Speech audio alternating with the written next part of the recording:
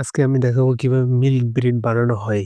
এর জন্য আমি এখানে নিয়ে নিচ্ছি দুধ, এটা হচ্ছে ডিমের সাদাটা, চিনি, পানি, ইস্ট, আর এখানে নিচ্ছি লবণ, এখানে নিচ্ছি বাটার। তো এই জিনিসগুলো দিয়ে আমি আজকে দেখাবো। কথা না বলে আমি চলে যাই। আবার আমি প্রথমে দেখাচ্ছি করে নেব। এই যে ময়দাটা ঢেলে দিচ্ছি। আমি এখন চিনি দিয়ে দেবো। এই যে চিনিটা আমি দিয়ে দিলাম, এখানে 90 গ্রাম চিনি আছে। চিনিটা আমি দিয়ে দিচ্ছি, দিয়ে হাত দিয়ে এভাবে মিক্স করা লাগবো। মিক্স করছি।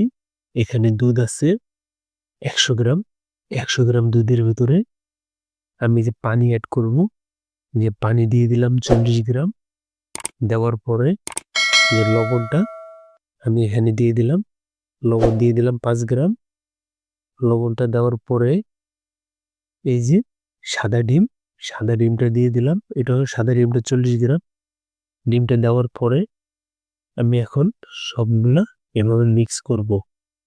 সব মিক্স করে আমি এখান থেকে 1-2 চামচ আমি আলাদা উঠাই নেব। সো আমি এটা উঠাই নিলাম।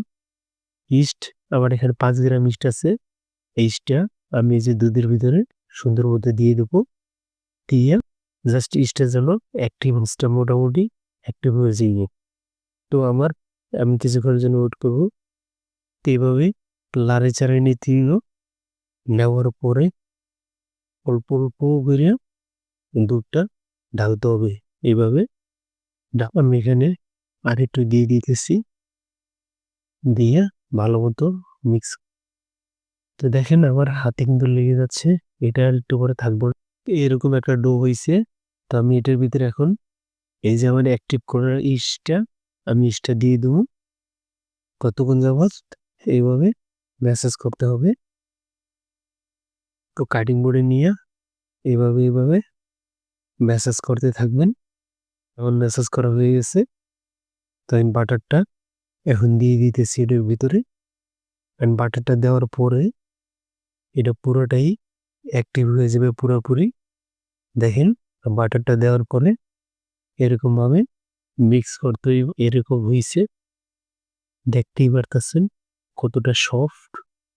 তো আমি এটা এখন 10 মিনিটের জন্য আবার ওয়েট করে ধুয়ে দেবো, এবং থেকে ভালো মিল্ক ব্রেড বানাইতে পারবেন। তো এই পর্যায়ে আমি এখন রেস্টে রাখবো।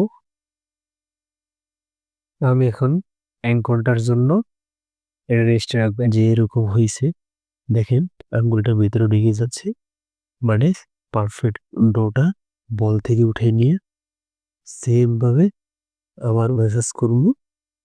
কিছুক্ষণ ম্যাসাজ করার পরে আমি এটা কেটে নেব ডোটা।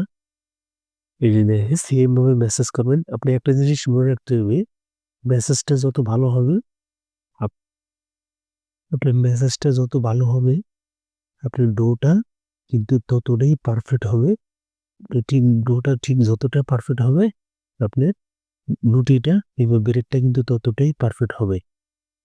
তো আমি এখন ডোটা কেটে নিচ্ছি। 4 কাটা দিয়ে দিব। এভাবে 4টে কাটা সুন্দর মতো এই যে 4 কাটা দিয়ে দিলাম। দিয়ে এখন একটু বেলে নিতে হইব। আমি এখন রুটিটা বেলে নেব।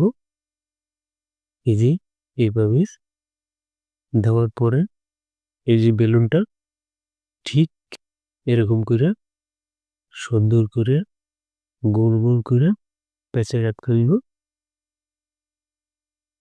ঠিক আমি যেভাবে বেলে নিচ্ছি ঠিক এইরকম করে বেলে নিতে হইব।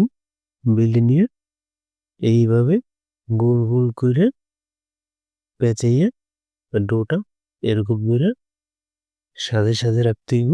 দিয়ে দেবো। এই যে আমি ভেতরে দিয়ে দিচ্ছি, দিয়ে এখন রাপিং করে 1 ঘন্টা রেস্টে রাখবো। 1 ঘন্টা পর দেখবেন পুরোটাই ফুলে গেছে পারফেক্ট। মোটামুটি আমার এখন হয়ে গেছে। 1.5 জনে নিতেছি, দেখেন পারফেক্ট দেখাচ্ছে একদম।